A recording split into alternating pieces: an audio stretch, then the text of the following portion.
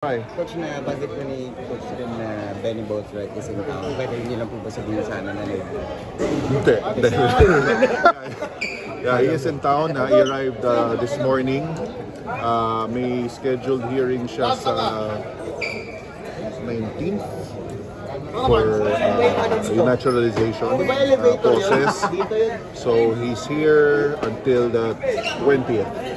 Okay, so may nasa kaso lang yung mga documents niya for yung requirements for the naturalization. So we're happy that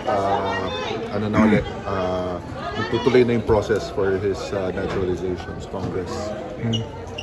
Coach, yung hearing na yun, parang mga committee hearing? Yes, committee hearing. Committee hearing yun. So, nakaschedule siya sa 19. Yung hearing, I think it's in the afternoon ng 19. Basta nakaschedule na yun sa Congress. Congress? Yeah, sa Congress na. So, yun sa committee. That's why mabuti nga rin may break because right now he's playing he's under contract with Taiwan Fubon Braves sa Taiwan, but since may FIBA break rin tayo, so gave him a chance. So maganda rin yung timing na ngayon yung hearing, and that allowed him to come here.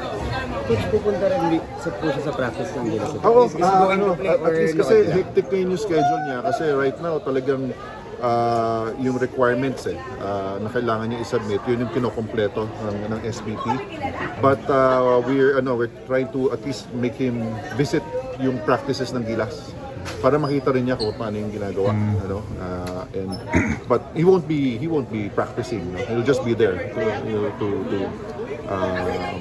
to be present, magpakita lang siya muna. But the most important thing right now is natuloy na yung process, and hopefully kung magtuloy-tuloy na, then we can get him naturalized. Coach, nabanggit kasi ni Coach Tim na si Juan nasa pool. So paano yung naging discussion doon? And also, siyempre, siguro kinausap niyo yung converts din tungkol doon. Oh yeah, siyempre, I mean, yung ginagawa naman kasi ni Juan dito ngayon sa conference, it wasn't just the game against us.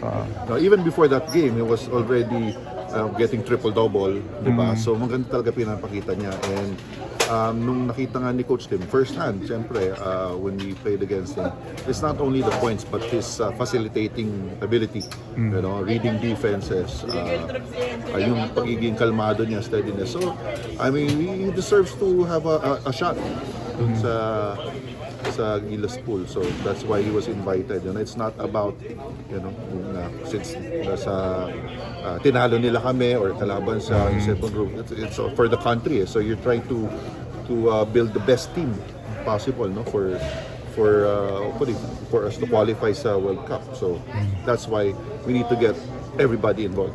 So and we're thankful, of course, to Go Delta and Converge for allowing si Juan to join us. I mean, talagang walang second thought. So sige, go. So we're happy that napumain sila.